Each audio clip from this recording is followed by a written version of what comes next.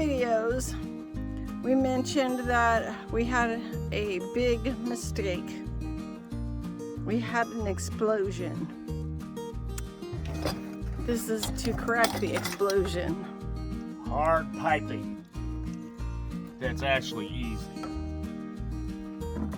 So a little expensive because you got to buy the $55 tool to grip the clamps. So will you explain what you're doing?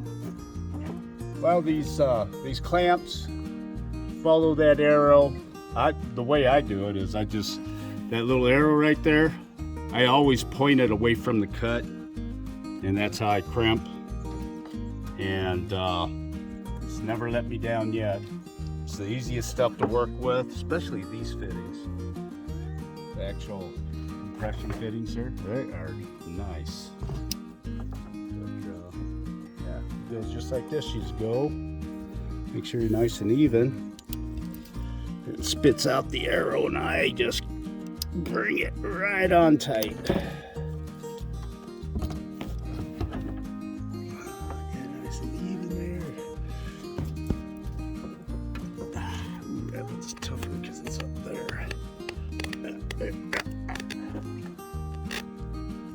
There we go.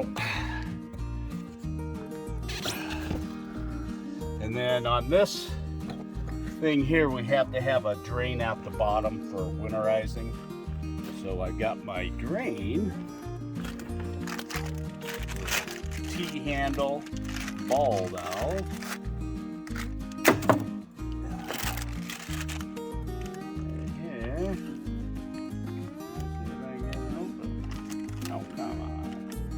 Always when you're on the camera, you gotta get that precision. There it is. That's what editing is for. Yeah. This is what I chose, and it just fastens right to your wall. Open. Oh man, it's hard. Close. There. And that's how you drain it. I will put just a little stem. Like so. My valve probably like so.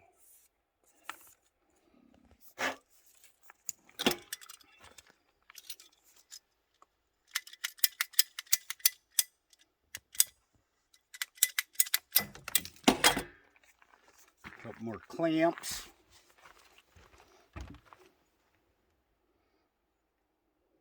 Which direction you want it to go? You want to go like that, or you want it to go like that? It's both the same. Okay. Arrow opposite of the cut. Bring it right in there like okay, that. why? Explain to me why the arrow is opposite. For somebody like me. Because the package says so. Look at this package. Just look at it. Okay. See that? I learned by pictures. See that arrow pointing out? That's why. I love you. I didn't read it. I follow pictures. Always make sure this is clean inside. But you can read. You just choose not to. Yeah, well, I'm just trying to hurry and get it done. There's too many things a day. I still got to move that 550-gallon water tank there and then another one over there and still dig out that stump. Or make a basement. Either one. Because I'll be digging for a while. That's a big stump.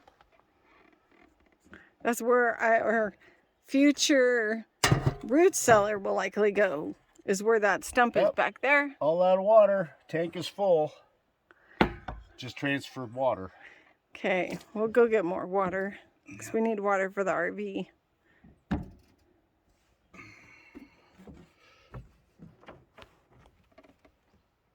And that gauges it. So you can get it on there. That's actually what that's for. It's a gauge. So you're not too far this way or too far back this way. Oh.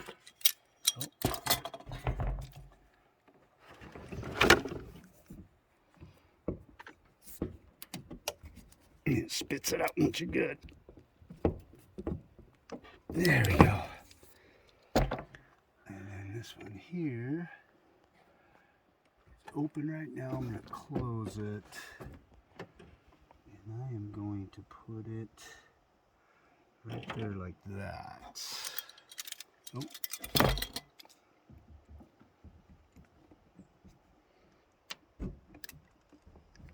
Okay, that one's good. You see I've got just a little bit of pitch down. So then when I mount this, I'm not even going to add another piece of hose there, it's just a very cordless clamp. So I'll put a couple screws in there. Boy, we're ready to go. So then we can fix the inside of the shower. The inside's already done. Oh, well let me show you what the inside is and why we had to do it. Okay, this is the other part of what happened.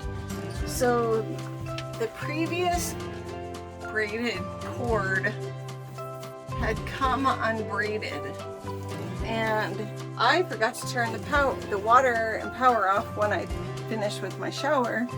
So we left and we're gone for a couple hours and this sprayed an entire 50 gallons of water all over the bathroom. So lesson learned, shut everything off before you leave and get better quality plumbing. So next question, why is there 2 shower heights? It's because I'm a whiner and I just begged my husband to put the taller one back on for me because I am a little taller maybe when I'm in the shower. I don't know. I just like it higher.